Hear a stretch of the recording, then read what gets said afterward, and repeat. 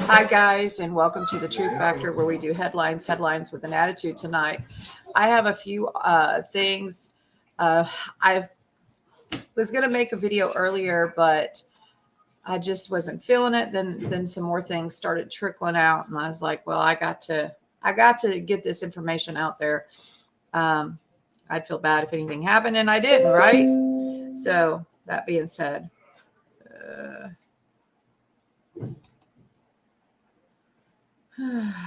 okay. Anyway, let's let's get straight to these headlines, guys. Um, it looks like Hurricane Lee has taken a different direction now, just a little a shift. I think they're saying now it's going to hit somewhere else, but we got some other things I want to cover first, like this here from War News 247. Moscow is playing with Article 5, and NATO Secretary General is trembling with fear. A second Russian drone hit Romanian territory. Bucharest is preparing to evacuate settlements. Okay, so the Russian attack on Romanian territory is escalating as a second Russian drone hit the Romanian settlement of Palarua, with Bucharest studying a plan to evacuate it. And that's because, according to several sources, it's not just two Russian drones that fell on Romanian territory. Residents of Romania border village reported that Russian drones striking targets at the port in Ismail have been flying over their homes for over a month, and some of them fall very close. Romania is now worried that drones do not fall by accident, but there is an organized Russian plan. Moscow is stretching Article 5. Supporters of this view believe that Plawera settlement should not be evacuated and its residents relocated, as this would send a wrong message to Moscow. In a few words, the red lines of NATO went for a walk. Went for a walk. I got you. Couple of little tweets there. New fragments of a drone similar to those used by the Russian military have been found on Romanian soil, Romanian's defense ministry announced Saturday, while the country's president, Klaus Iohannis, said it indicated an unacceptable violation of its airspace. In a statement, the Romanian president said he had informed NATO Secretary General Jens Stoltenberg about the done wreckage.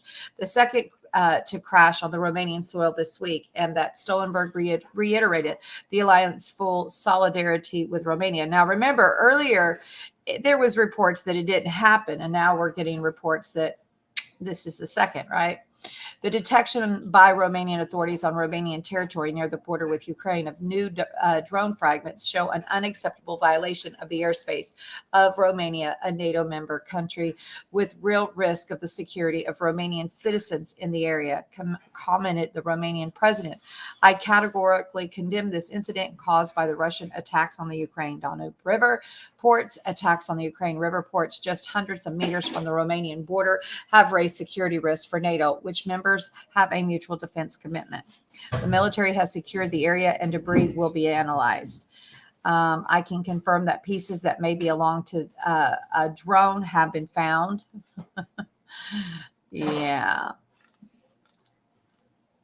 NATO has no indication that the drone debris found on the Romanian soil came from the deliberate attack launched by Moscow against Romania, Stoltenberg said. We do not have information that points to a deliberate attack by Russia, and we await the outcome of an ongoing investigation, said the NATO Secretary General addressing the MEPs. It shows the risk incidents and accidents regardless of the outcome of the investigation. What we have seen is a course of a lot of fighting and also airstrikes near NATO borders. No indication of Russia's intention to strike NATO, but the strikes are destabilizing. I welcome the U.S. decision to deploy more F-16s for the NATO air policing. We stand in solidarity with NATO, said NATO Secretary General. It's down here. It says, for example, declaring readiness to shoot down those missiles and drones with a certain radius to protect your borders. Finally, the goal is necessary to help Ukraine as soon as possible with additional air defense system to deploy them to the border areas. That's it. So, guys, I have an article from Hal Turner that kind of goes along with this, and I don't know.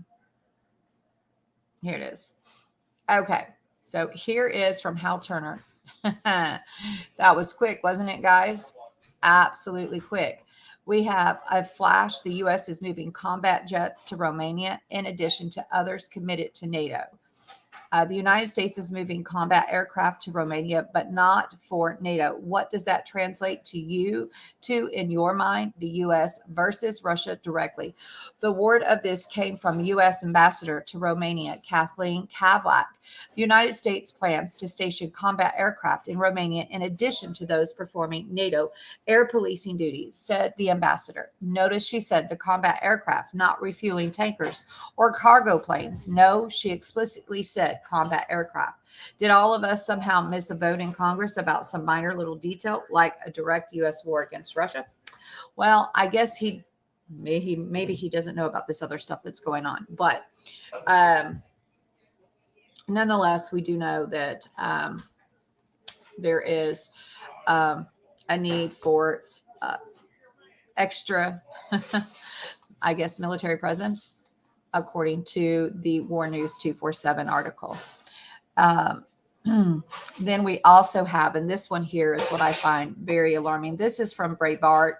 The UN Atomic Energy Agency warns of a nuclear disaster and heavy fighting in Ukraine. Kyiv, Ukraine, from the AP, the United Nations Atomic Watchdog warned of a potential threat to nuclear safety due to a spike in the fighting near the Europe's largest nuclear power plant in Ukraine as the forces of the war-torn country continue pressing their counteroffensive on Saturday.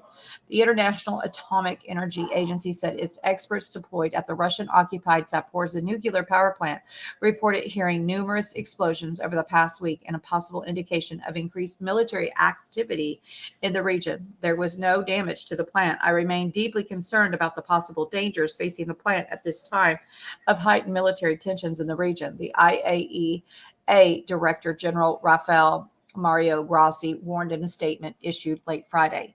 He noted that the IAEA team was informed that the staff at the nuclear power plant had been reduced temporarily to a minimum levels due to concerns of more military activity in the area. Whatever happens in a conflict zone, wherever it may be, everybody would stand to lose from a nuclear accident, and I urge that all necessary precautions must be taken to avoid it happening, Grossi said. The IAE is repeatedly expressed concern that the fighting could cause a potential radiation leak from the facility, which is one of the world's 10 biggest nuclear power stations. The plant's 6 reactors have been shut down for months, but it still needs power and qualified staff to operate the crucial cooling system and other safety features. As Ukrainian forces press to expand their gains after recently capturing the village of Roboton, the Zaporizhzhia region, the UK Defense Ministry noted that its latest report that Russia had brought in reinforcement in time in the Ukrainian advances. It is highly likely that Russia has redeployed forces from other areas of the front line to replace the degraded units around Roboton, it said.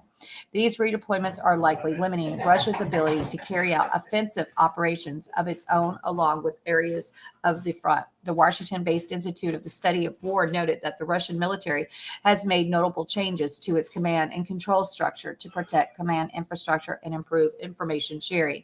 Russian forces have continued their barrage across Ukraine. The regional authorities in the northeastern region of Sumy that borders Russia said that the latest Russian shelling of the region has left 4 people wounded, one of whom later died in the hospital. Anyway, so that is the update, the warning of the fighting that is continuing so close to Zaporizhzhia with all the explosions. They're worried about a catastrophe there, a nuclear catastrophe. That would be a catastrophe, in my opinion. We also have, this kind of goes along with all the stuff I think that's happening in Romania. Getting involved, this is from Breitbart. British RAF planes to deter Russian Air Force over the Black Sea.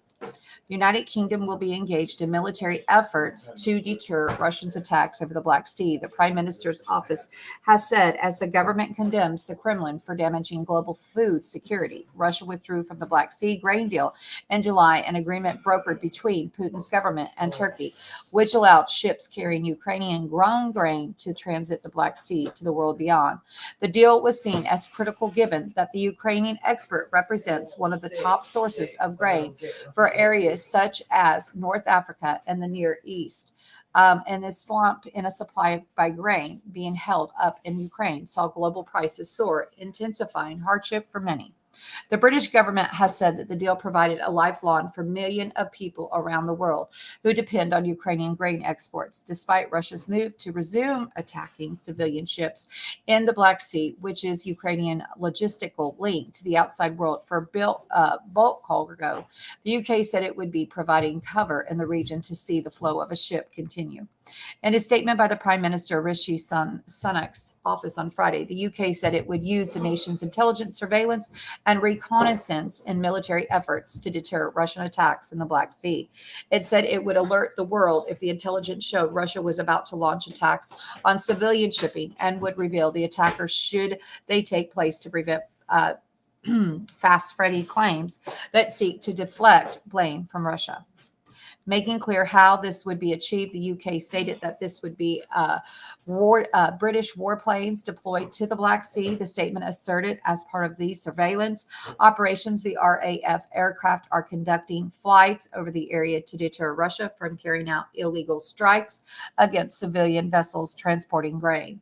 While it is clear the deterrence in this case comes from the risk to Russia of being observed in the act of launching attacks and that being shared with the world, previous experience in the Ukraine war shows the close proximity of Western assets to Russia increase the risk of confrontation. In March, a U.S. Reaper-type unmanned aerial surveillance and attack drone was lost over the Black Sea after aggressively maneuvering. Russian jets harassed the platform, ultimately either in the calculated escalation or a fumble by the Russian pilot. One of the jets clipped the drone and its wings during a fast pace, sending the unmanned aircraft tumbling into the sea. Anyway, attacks on the merchant ships are the only way Russia has sought to destroy Ukraine's grain exporting infrastructure during the course of the war. Some strikes, it is claimed, appear to be purposeful, targeted grain storage and handling facilities. And particular feature of the recent war has been concentrated on bombing of the ports. Ukraine has shifted its focus away from the Black Sea to try to export Europe's interior up the Danube. Attacks have been launched against Ukraine river ports too. Some of these have been remarkably close to NATO territory, with attacks on one Ukrainian port reported to have been observed to close range by Romania, NATO troops stationed just 200 yards away on the other side of the river. Anyway, which we did already kind of extensively, I think, cover the other situation in Romania, at least as much information as we have gotten. We also have this letter here. Ireland is sending Ukraine draft extradition notices. Not good, guys. I mean, I just can't imagine how this is so horrible. Okay, Team Angel, I will definitely try to call you. If I can find my phone. We were having movie night, but I will call you as soon as I end the stream. Most definitely, sister. Most definitely. Ukrainians living in Ireland. I have begun receiving notices from Ireland Department of Justice informing them they are being extradited to Ukraine to fulfill military draft. Recipients are warned they can be imprisoned if they ignore the notice. Here's one of the such letters. And you could read that. I'll leave it there for a second. I'm going to try and read it. Dear Mr. Dorshenko, I guess that's what it says. This was dated, I guess, the 7th of September. I guess that's when this was. We are writing you to inform you the Department of Justice has received a request from the government of Ukraine for your extradition. The request is based on the allegation that you are eligible for military conscription in Ukraine and have failed to comply with your legal obligation to serve in the armed forces. According to the Extradition Act 1965, as amended, Ireland has an extradition agreement with Ukraine under the European Convention on Extradition 1957. The request for your extradition meets the conditions set out in the act, namely. Anyway, there's a little bit more there, but you get the gist, right? The letter contradicts itself. It points out that the death penalty does not apply to the offense, but death is most certainly what each draftee will get when they come face to face with the Russian army. In a nutshell, what is this? This goes like the Ukrainians anywhere in the world have been sent letters from Ukraine government telling them they must come home to be drafted and go fight in a war. They failed to come home and failed to respond, so Ukraine has issued criminal warrants for them.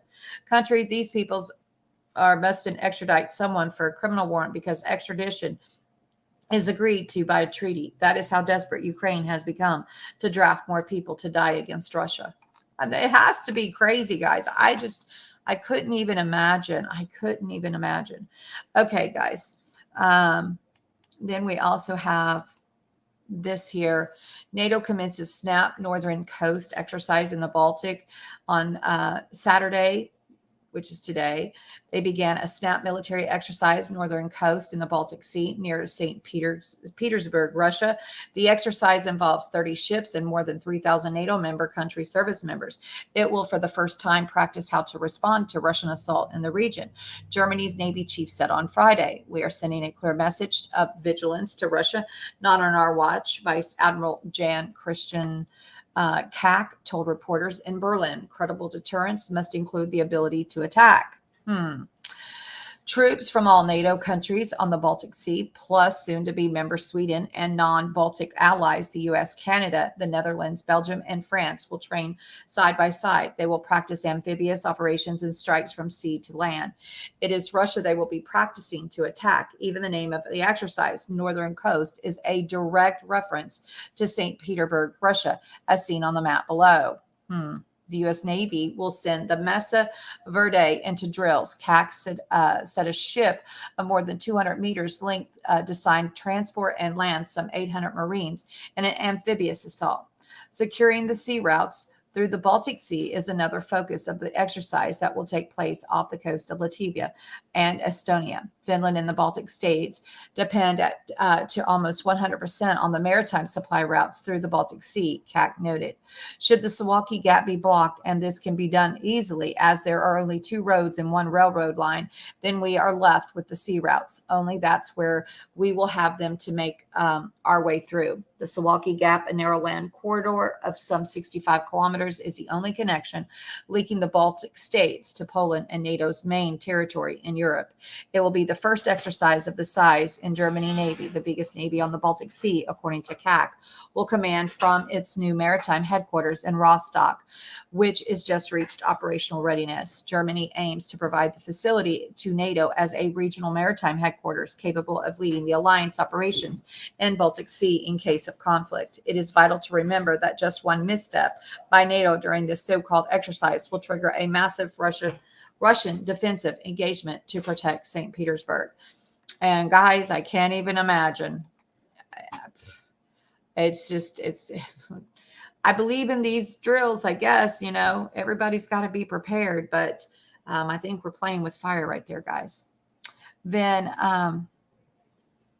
this happened, this deadly earthquake that hit Morocco. My son told me about it early this morning, I guess. And I wanted to do a stream then, but it's the Sabbath and I try not to do anything during the Sabbath hour. So, but I wanted to get this out and now this one says more than 1,300 here, guys. But I have an updated Al Jazeera. So, and I think here it is. So we're going to use this one. It's a race to find survivors as Morocco earthquake toll passes 2,000. The magnitude 6.8 earthquake hit the remote high Atlas Mountain region, killing at least 2,012 people and leaving many homeless. Rescuers searching for survivors dug through the rubble of collapsed houses in remote mountain village of Morocco on Saturday as armed forces were pressed into action. In the wake of the country's deadliest earthquake in more than 60 years, authorities on Saturday declared 3 days of national mourning after the magnitude 6.8 earthquake killed more than 2,012 people and injured 2,059, with many left homeless. Morocco's King Mohammed the Sixth ordered the armed forces to mobilize specialized search and rescue teams and surgical field hospital, according to a statement from the military. The quake that struck Morocco's high Atlas Mountains late on Friday night damaged historic buildings in Marrakech, the nearest city to the epicenter, while most of the fatalities were reported in mountainous areas to the south in the Al Haouz and Teardown Providence in the mountain village of Tafakad near the quake's epicenter. Virtually no buildings were left standing. The traditional clay bricks used by the region's Berber inhabitants proved no match for the rare quake. 3 of my grandchildren and their mother were killed. They are still under the rubble. Village Omar bin Ahana, 72, told the AFP. Just a while ago, we were all playing together. The epicenter of the earthquake was a depth of 18.5 kilometers and occurred about 72 kilometers, 44 miles northeast of Marrakech, the United States Geological Survey said. Oh, mercy, guys. That's a lot of people. We're going to go down here to this one here. Moroccan authorities are getting people to hospitals in Marrakech. There have been a call to give blood after the Al Hoceima earthquake in 2004 put together a mega plan for rapid intervention, he told Al Jazeera. Anyway, guys, absolutely horrendous. There's a little bit more here, but if you wish to read that, I will. It's here, and I will share this. It's in the description in the box below.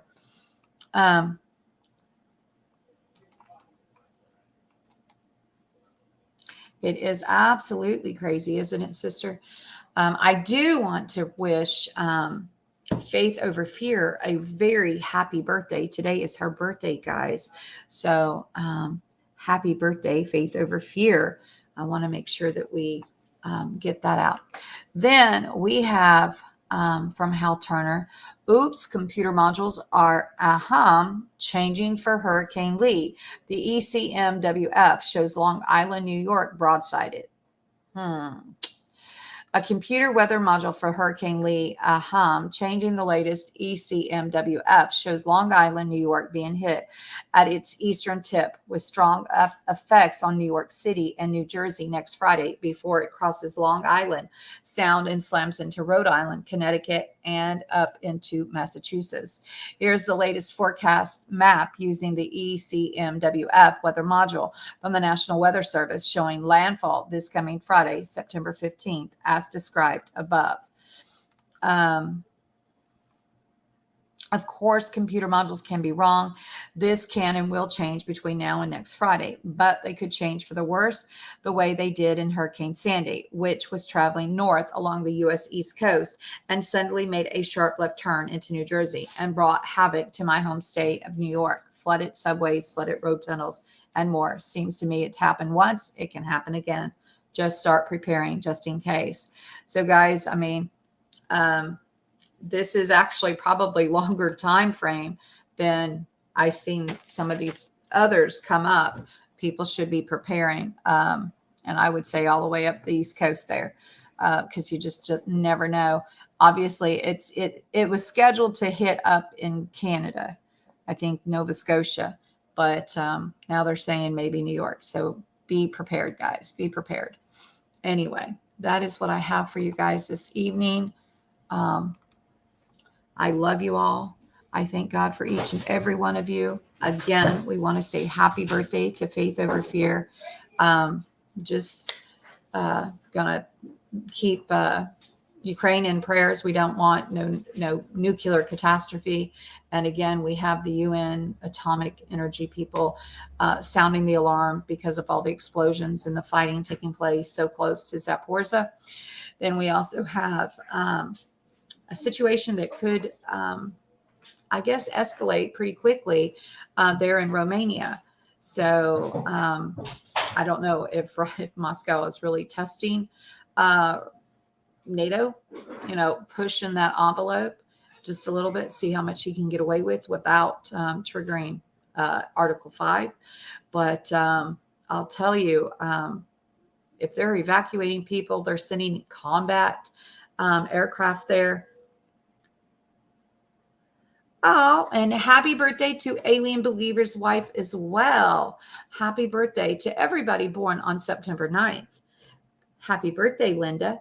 Yes, indeed. Happy birthday, Linda. Yes. We'll sing happy birthday. I can't sing Worth the Toot, but I'll sing happy birthday to Linda and to Faith Over Fear. How's that? Happy birthday to you. Happy birthday to you.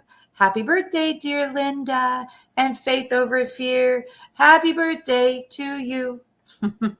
Anyway, I can't sing, but it's the thought that counts, right? Anyway, I love you guys. I thank you guys for spending this evening with me for this short little video. I just wanted to bring you guys those updates on the hurricane and definitely all the situation that's taking place in Romania with combat planes from the U.S. going up there.